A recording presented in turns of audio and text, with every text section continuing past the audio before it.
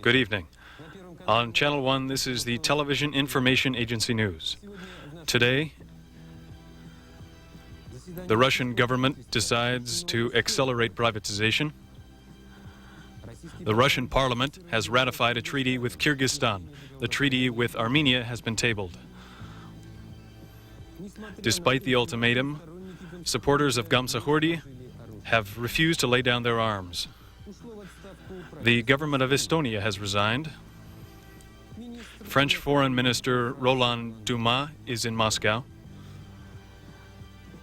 In Washington, the Conference on Aid to the States of the Commonwealth is completing its work. Now these and other stories. The session of the Russian government today met in Moscow. Kremlin, not only ministers and members of the government were present, but also Republican prime ministers and regional and local leaders of Russia. The expanded session was explained by the increased importance of the issues discussed, including increasing the speed of privatization and improving the blood supply. In his introductory remarks, President Yeltsin touched on a wider range of issues. We gave ourselves 20 years to begin reform. This is a very small period of time, but nonetheless, several conclusions can already be made, especially since the members of the government of the Russian Federation, nearly all of them have had an opportunity to visit their localities and have received sufficiently current information. We have received information from the localities which indicate that the reform process is undergoing certain distortions. Expressing his alarm at the situation of pensioners, people with large families, students, and military personnel, the president was critical of his own government and its inability to provide for the social security of the population. He promised to use the granted powers, expanded powers granted to him to undertake reform, including the abolition of trading associations in trusts, which the president considers the main brake on privatization. He also promised to simplify the procedures and shorten the times of privatization. Today, all of the key issues of privatization have been decided. I'm talking about issues of the procedure of privatization, what the work collectives will receive, how to set the value of property, how to organize auctions and competitions. All of these issues have been decided. A detailed report of the the Russian government's session will be shown immediately following the news. At a press conference after the government's session, the State Secretary Gennady Burbalis said that certain decrees have been prepared by the Russian president for privatizations, including those setting the conditions of privatizations and free trade, including land reform, in order to fill the shelves of the country. Mr. Burbalis said that goods transferred throughout the country will not be subject to customs tariffs in order to improve the food situation. He also promised to undertake land reform in order to help the peasants work the land this spring. According to information coming from the former Soviet republics, there is an energetic attack on the ruble. From Moldova, we have news of a new law on national currency. The parliamentarians of that country have come to the conclusion that the monetary unit of that country should be the lei. In Belarus, the question has been raised on using the ruble, but with a special marking, the label Belarus. The Ukraine. In Donetsk yesterday, the population deposited in banks as much money yesterday as in the entire preceding 5 years. The trouble has arisen because of contradictory rumors that Ukraine will reject the use of the ruble.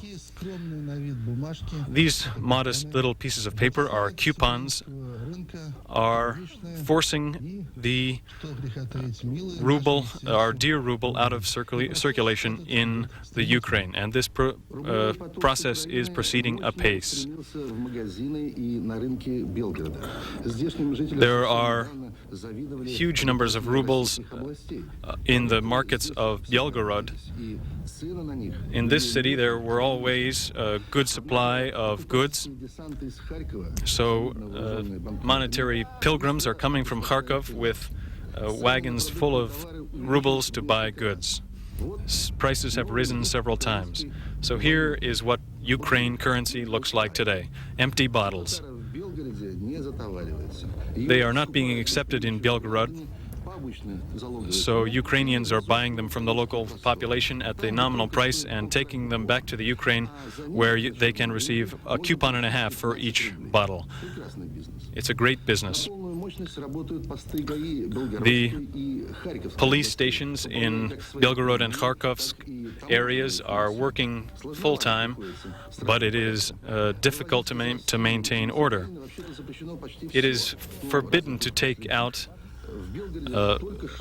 these materials from Russia and Ukraine, but it is difficult to stop. And here is the new coupon, a modest-looking paper. There is a proverb, people will wait 3 years to get what's been promised, but I don't think this applies to our price rise situation. In Moscow, fares for public transportation will rise to 50 kopecks, and municipal services will also rise in price, whereas apartment rents will remain the same. The cost per person for heat, cold and hot water, electricity, radio reception, telephone, and gas will be risen to 12 to 16 rubles.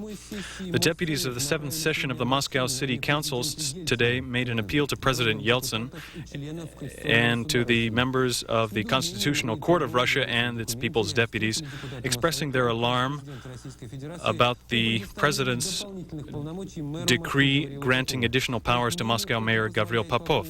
In their opinion, it will permit Popov to establish personal control over the capital of Russia. They demanded the repeal of the decree, so the controversy remains.